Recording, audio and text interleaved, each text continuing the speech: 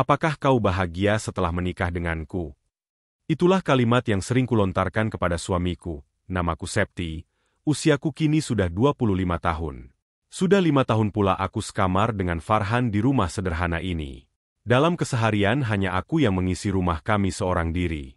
Dari pagi sampai waktu tak tentu aku membersihkan rumah, menyiapkan makan untuknya, mencuci pakaiannya, bahkan aku pula yang harus belanja ke pasar sejauh 1 kilometer seorang diri hingga kakiku pegal-pegal dan badanku sakit sekali. Awal yang manis yang ia berikan waktu itu, kupikir cinta itu nyata untukku seorang. Belakang baru ku ketahui bahwa dirinya membual janji terlalu banyak dalam hubungan pernikahan ini. Dia jadikan tubuhnya sebagai raja dan aku sebagai mesin pekerja.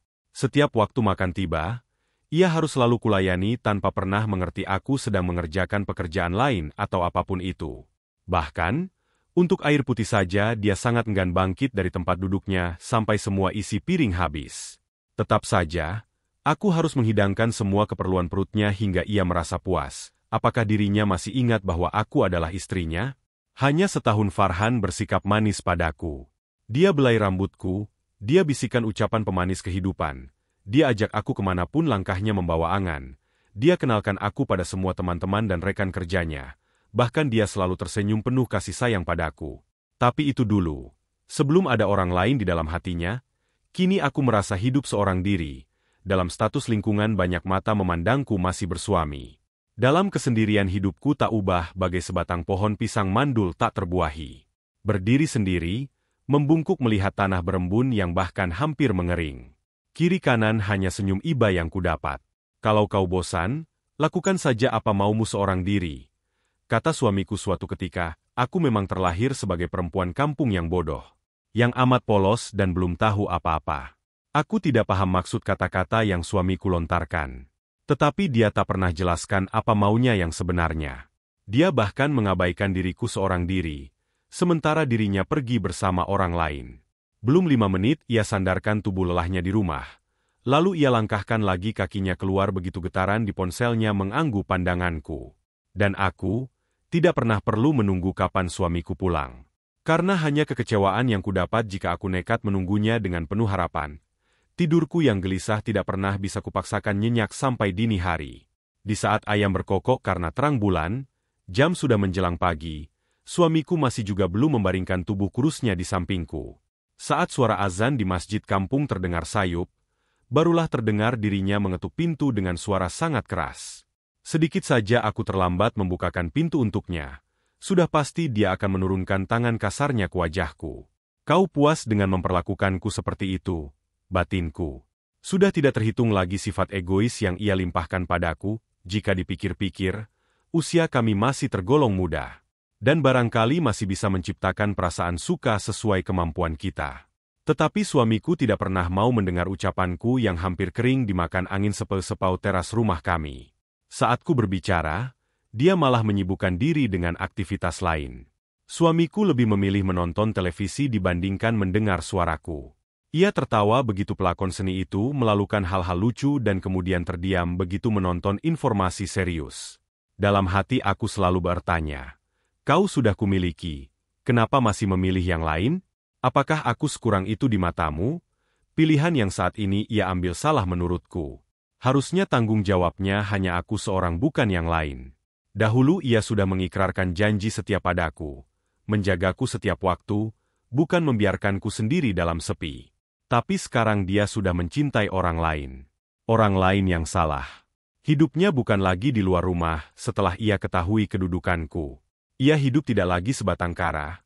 Sudah ada aku yang menanti apa yang suamiku bawa pulang untuk mengisi perut kami.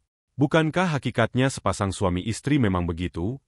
Cintanya terhadap kekasih barunya yang selalu mengajak bermain permainan masa lajang sudah seharusnya ia tinggalkan. Sejujurnya aku tahu dia sangat mencintai teman-temannya. Dia sangat mencintai dunianya sebelum bertemu denganku. Aku pun tahu suamiku berhak meluangkan waktu untuk mereka kapanpun. Akan tetapi tidak dengan cara dirinya yang memilih tinggalkanku seorang diri. Dia lebih banyak habiskan waktu bersama mereka. Tidak bekerja, pulang untuk makan saja. Pergi lagi sampai lupa aku takut di malam-malam sunyi. Farhan Sabgat tidak memahami hatiku. Suatu sore, kuajak suamiku untuk menemaniku di sore menjelang maghrib. Aku mengajaknya untuk motoran sore mengelilingi lingkungan tempat tinggal kami. Ya seperti layaknya pasangan suami istri pada umumnya, tapi lagi-lagi dirinya selalu mengelak. Aku malu membawamu kemana-mana, karena kita tidak punya anak. Ucapnya dengan nada setengah dingin, oh begitu? Sekarang karena aku belum bisa memberinya keturunan, dia enggan membawaku bersamanya? Lalu mereka, teman-teman laki-lakinya, ia habiskan waktu bersama mereka setiap saat. Dia jalan mengitari waktu tanpa kenal lelah, juga tanpa seorang anak. Mereka juga tak bisa memberikannya seorang anak kan? Tapi kenapa suamiku masih memilih mereka ketimbang aku yang nyatanya adalah istrinya? Kini, aku lelah bersuami dengannya. Aku perempuan, hatiku tidak sekuat hatinya. Apalagi begitu dia lontarkan kata-kata sesinis apapun. Bukan kemauanku kami belum memiliki keturunan di usia perkawinan kelima ini. Tapi bagaimana mau punya anak? Dia bahkan tidak lagi memelukku semenjak waktunya habis bersama teman-teman lajangnya. Aku jadi curiga. Apa mereka pernah tahu kalau Farhan sudah menikah? Kurasa mereka paham. Atau memang mereka membiarkan dan bersikap masa bodoh. Sejatinya teman hidup Farhan bukan lagi mereka setelah dia sudah menikahiku. Mana ada teman membiarkan temannya berkeliaran di luar rumah tiap malam. Sedangkan mereka tahu bahwa temannya ini sudah beristri, bicarakan baik-baik dengan suamimu. Ibu harap dia mau mengerti, ujar ibu ketika melihat sendu di wajahku, rumah kita memang terpisah dengan keluargaku. Tetapi naluri ibu seperti tahu resah dan gelisah anaknya. Ibu datang ke rumah pagi itu, saat suamiku sudah menghilang entah kemana tujuannya. Bicarakan apa? Bu, kami baik-baik saja kok. Elaku, kamu bilang baik? Jangan bohongi ibu. Selidiknya. Seolah-olah tahu apa yang sedang putrinya alami. Aku seperti telah divonis bersalah karena laki-laki yang kusebut suami. Bahkan ibu, menjadikanku sebagai pelampiasan hubungan kami yang tak harmonis, dia sering tidak di rumah. Bu. Ucapku, dia kan bekerja. Ujar ibuku. Dia tidak bekerja. Jawabku lagi, mana mungkin tidak bekerja. Dia cari nafkah untukmu. Ibu kembali berujar, dia bersama teman-temannya. Bu. Sanggahku lelah. Kamu tahu dari mana? Tanya ibu. Nada suaranya sudah berbeda. Dia katakan sendiri padaku. Ibu tunggulah jika tidak percaya apa yang dia bawa pulang siang nanti. Dia hanya bawa diri lalu membentakku jika tidak ada makanan enak di atas meja makan. Ucapku lirih, sesekali tidak masalah dia bersama temannya. Ibu masih membelanya. Tidak hanya sekali, Bu, tapi berulang kali. Aku istrinya bukan teman laki-lakinya itu. Ibu tahu, tidak pernah lagi dia menemaniku kemana-mana. Setiap kuajak selalu saja alasan tak punya anak keluar dari mulutnya. Tuturku panjang lebar. Aku mulai terbawa emosi, ibu terdiam. Raut wajahnya sulit kutafsirkan. Aku tidak meminta ini, Bu. Bukan kemauanku kami tidak memiliki keturunan sampai sekarang. Tetapi dia, menghakimiku seperti hanya aku seorang diri yang salah dalam keluarga kami. Dan dia, keluyuran di luar rumah tak kenal waktu tidak pernah kupersoalkan. Benarkah dia bersama teman laki-lakinya? Apakah dia sudah punya perempuan lain? Apakah dia tidak menghargaiku lagi sebagai istri? Cecarku. Ibu masih diam. Aku sudah sangat kuat untuk menangisi nasib hidupku yang seakan bahagia telah diciptakan oleh laki-laki itu. Bahkan, menyebutnya sebagai suami saja sudah enggan kulakukan. Seharusnya kewajibannya hanya aku. Aku yang dinikahinya bukan teman laki-laki itu. Entah zaman sekarang sudah terdapat definisi bahagia dari persahabatan istimewa antara laki-laki. Entahlah. Mungkin saja dia tahu ibu di rumah. Tapi dirinya tak terlihat sampai menjelang maghrib, menjelang malam. Ibu pun pulang. Suamiku pun tak lama kembali ke rumah lalu membentakku, karena tidak tersedia makanan untuknya. Semua sudah terlanjur. Ia ciptakan perkara ini sebagai luapan emosi tak berujung pangkal, sehingga aku semakin takut bersamanya. Pernahkah kau bawa pulang bekal untukku masak? Tanyaku agak menantang. Aku sudah muak dengan semua sikapnya padaku, berani sekali kau membentakku. Hardiknya, kau sendiri berapa kali sudah membentakku? Tanyaku, aku suamimu. Bentaknya. Aku istrimu. Sanggahku. Kami saling tatap. Dan aku tidak pernah kau anggap sebagai istri.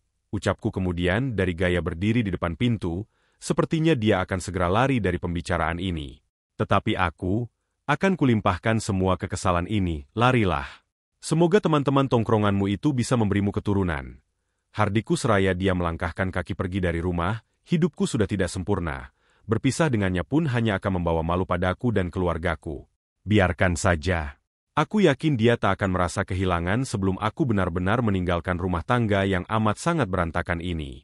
Aku tahu hidup memang tak pernah sempurna. Dan cobaan akan selalu datang menghampiri. Namun aku sudah tidak kuat menghadapi kenyataan ini. Aku ingin sudahi semuanya sebelum semakin merusak diriku secara perlahan. Benar kata orang, menikahlah dengan orang yang tepat. Bukan dengan siapa yang lebih cepat. Iya, Farhan adalah salah satu pemuda yang pandai meyakinkan orang lain. Dia juga penuh tekad dan bertutur kata indah. Oleh sebab itu, aku dengan mudah jatuh hati padanya. Bahkan keluargaku di desa langsung setuju saat aku mengenalkannya pada mereka. Namun kini, nasi sudah menjadi bubur. Dan sikap baik Farhan hanyalah manis di awal. Dia hanya penasaran denganku. Itulah alasannya menikahiku. Ternyata aku hanyalah bahan taruhannya dengan teman-teman tongkrongannya. Jika dari awal aku tidak terburu-buru jatuh hati, mungkin pernikahan yang terasa seperti neraka ini tidak akan pernah terjadi. Tapi tak apa, hidupku masih panjang. Dan aku memilih untuk berpisah dengannya, meninggalkan semua perasaan yang selama ini bersarang di lubuk hatiku. Sudah waktunya aku kembali menikmati kehidupanku kembali. Mengejar mimpi-mimpi yang sempat terkubur. Demikianlah sebuah kisah penuh makna yang bisa kita ambil pembelajaran di dalamnya. Semoga kisah ini bisa memberikan nilai positif bagi penonton sekalian. Terima kasih telah menonton video ini sampai akhir. Sampai jumpa di kisah-kisah inspiratif lainnya. Jangan lupa like, subscribe dan tinggalkan jejak kalian di kolom komentar.